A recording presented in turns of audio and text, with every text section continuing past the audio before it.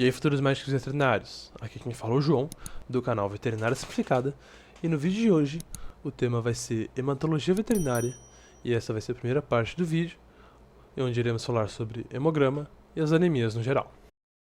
E, como todo começo de vídeo, irei iniciar falando sobre a função, nesse caso, dos eritrócitos.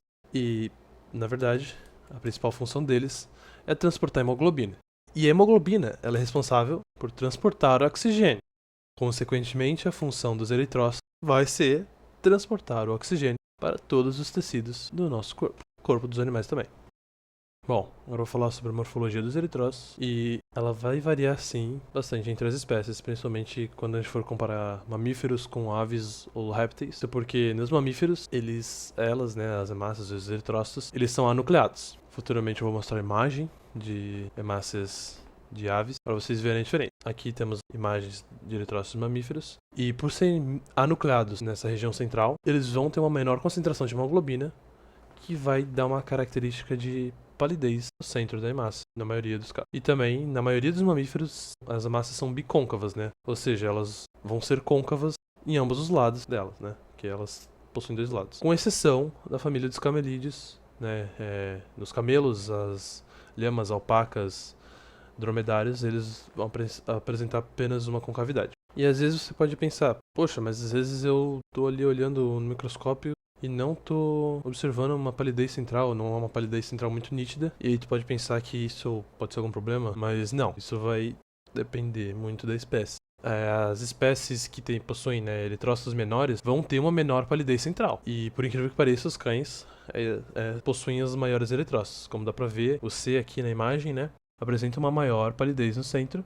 Já E de equino tem uma palidez um pouco menor, F de felinos e B de bovino, para ver um pouco menos essa palidez. Agora, em questão ao pontilhado basofílico, geralmente está mais relacionado a hemácias imaturas e é bem comum em bovinos. E poucas vezes a gente vai ver em bovinos, eu quero dizer, na verdade, ruminantes no geral. Mas poucas vezes vão estar aparentes o pontilhado basofílico nos cães e nos gatos. E às vezes o pontilhado basofílico ele pode estar associado a uma intoxicação por chumbo, mas nem sempre, né, que o animal for intoxicado por chumbo, ele vai apresentar o pontilhado basofílico. Então tem uma associação, mas não é indicativo de intoxicação por chumbo.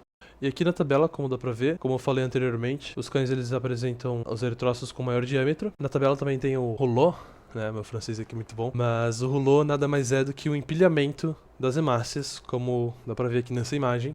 E a espécie que mais vai apresentar, né, como dá pra ver na tabela, são os equinos. A palidez central, como eu falei, está muito relacionada com o tamanho da espécie, e os cães são os que mais apresentam essa palidez. Pontilhado basofílico, né, dá pra ver mais comum nos ruminantes, também como eu falei. Os reticulócitos são os eritrócitos imaturos, né, nesse caso aqui tá mostrando a porcentagem. Óbvio que esses valores aqui vão variar entre laboratório, basicamente isso. Dá pra ver que o dos equinos, o 0 tá com Bzinho, e dá pra ver que ali embaixo, né, na legenda tem que o Bzinho significa que não aumenta em resposta à anemia. E eu vou falar disso futuramente.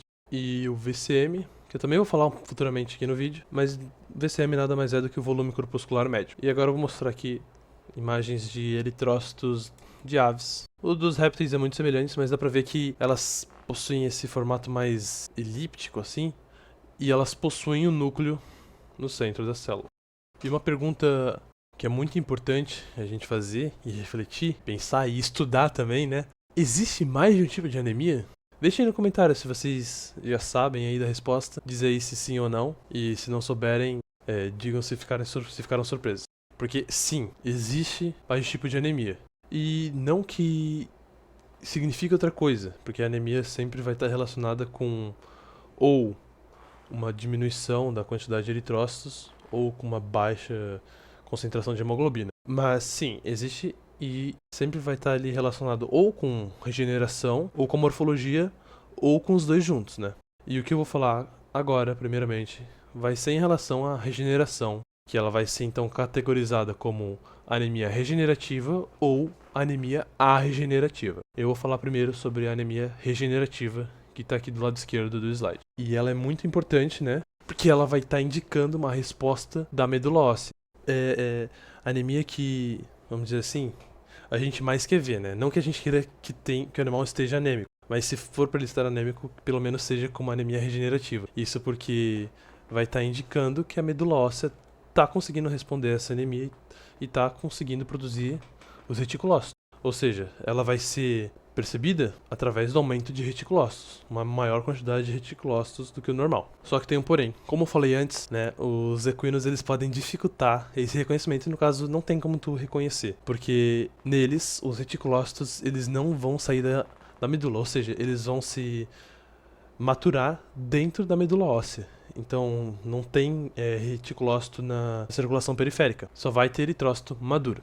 Já a anemia regenerativa, como eu falei, ela é pior que a regenerativa, porque vai indicar uma disfunção da medula óssea e, consequentemente, vai ter um menor número de reticulócitos no sangue. E o principal indicador disso é a pancitopenia. A pancitopenia é a diminuição tanto de eritrócitos, quanto dos leucócitos, quanto das plaquetas no sangue. E aí tu pensa, poxa, mas por que as plaquetas estão relacionadas com isso aí? Sendo que as plaquetas nem são células. Mas é porque, como está ocorrendo uma disfunção na medula óssea, né? A medula óssea ela vai produzir células-tronco. Essas células-tronco vão dar origem para todas as células, vão dar linhagem ali para todas as células do sangue, né? Tanto os eritrócitos, quanto os leucócitos, quanto o megacariócito, é ele quem vai produzir as plaquetas. E é por isso, então, vai ter uma diminuição das plaquetas na anemia regenerativa, né? Então é muito importante saber essa diferença entre a anemia regenerativa e a regenerativa.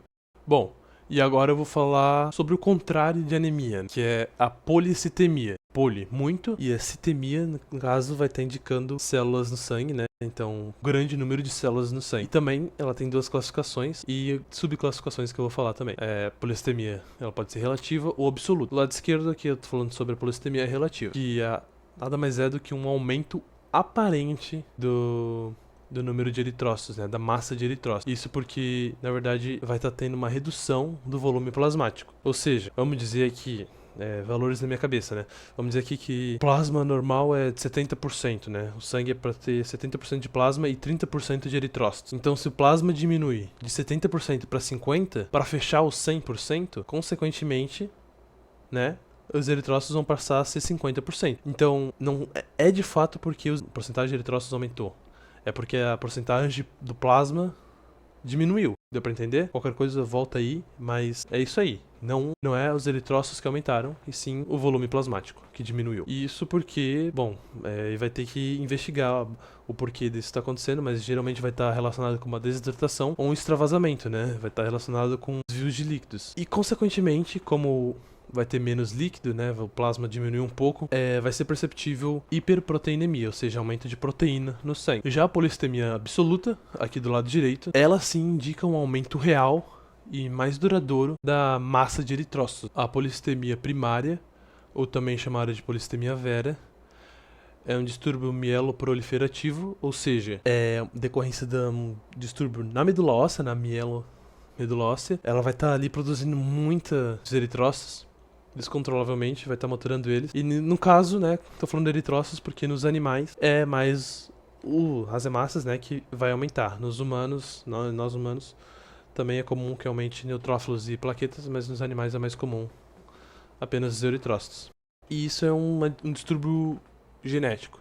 E é mais comum também essa policitemia em cães e gatos, mas tem alguns relatos também em equinos e ruminantes. Já a policitemia secundária, ela, como o próprio nome diz, né, não é de fato um problema na medula óssea. E ela tem duas divisões, né? Ela pode ter duas causas. Secundária por hipóxia ou decorrência do aumento de eritropoetina. A secundária por hipóxia ou até mesmo hipoxemia. Hipóxia é quando os tecidos ou algum tecido geral aí, generalizado, vai estar com uma deficiência de oxigênio.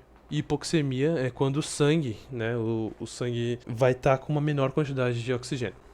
Então, por resposta, né, que eu falei anteriormente, a função das hemácias, né, é transportar oxigênio. Então, se está com menos oxigênio, o que o nosso organismo vai pensar?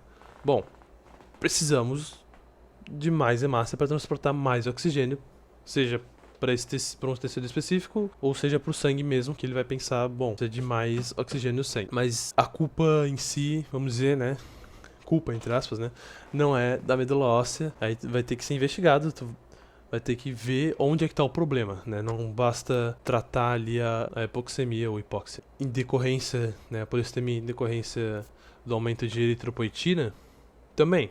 Eritropoetina, como a gente falou no vídeo do sistema renal, produzida nos rins, e é ela que vai induzir a produção de eritrócitos, hemácias. Então, se está tendo uma deficiência, algum problema nos rins, pode estar tendo um descontrole na produção de eritropoetina, fazendo com que aumente a produção da medula óssea, né, de eritrócitos. Mas não necessariamente, como eu falei, nesse caso não é culpa, não é algum problema, não é alguma coisa que está acontecendo ali na medula óssea, ela só está respondendo o que estão mandando ela fazer, vamos dizer assim, né? Ela é menor culpada nesse caso, e aí vai ter que ser investigado o que está acontecendo no rim do animal. Bom, e agora falando sobre a leitura de hemograma em si, né, na máquina que vai fazer essa leitura no laboratório, muito importante a gente saber, mesmo que não for trabalhar no laboratório, mas se você for clínico, você vai receber o hemograma ali e você vai ter que saber interpretar. Então você tem que saber que o WCM vai indicar a quantidade de eritrócitos e HB é a porcentagem de hemoglobina. E se esses dois estiverem em baixa, né, estiverem menor, abaixo de valor de referência, isso vai ser um indicativo de anemia. Então, seja um ou outro, ou os dois, é anemia. Se estiverem abaixo. Se estiverem acima, vai estar relacionado mais com desidratação, muitas vezes, mas daí então não está relacionado com anemia. VCM, como eu falei no começo do vídeo, volume corpuscular médio, e ele vai indicar então, né, se o animal estiver anêmico, então se é uma anemia macro, micro ou normocítica. Macro, se o VCM estiver aumentado, micro, se o VCM estiver abaixo, e normocítica, se estiver normal. E quando ele estiver em alta, geralmente vai ser decorrente da deficiência de B12. Quando em baixa, geralmente vai ser decorrente da deficiência de ferro. Já o RDW, ele vai indicar se tem se tem uma diferença no tamanho dos eritrócitos. E isso só é relevante quando estiver aumentado, né? Que é a anisocitose. A anisocitose é quando tem essa diferença, né, do tamanho. E na maioria dos casos, ele também vai estar alterado junto com o VCM. Aqui não tem uma nomenclatura diferenciada, mas é isso aí. Já o CHCM, ele indica a concentração de hemoglobina corpuscular média. É um pouco confuso, mas é basicamente a concentração de hemoglobina que vai estar na célula. E já o HCM indica o tamanho ou peso molecular de hemoglobina. E esses dois, eles vão poder indicar, né, se a anemia é hipo, hiper ou normocrômica. Por que crômica, né? De cor. Porque a hemoglobina é quem dá cor para as hemácias, né? Como eu falei também no começo do vídeo. E, bom, é isso aí, rapaziada. O vídeo de hoje vai ficar por aqui. Espero que vocês tenham gostado, tenham aprendido muito, tenham tirado suas dúvidas. Se tiverem dúvidas, deixem nos comentários, deixe seu like também e se inscreva no canal. E até a próxima.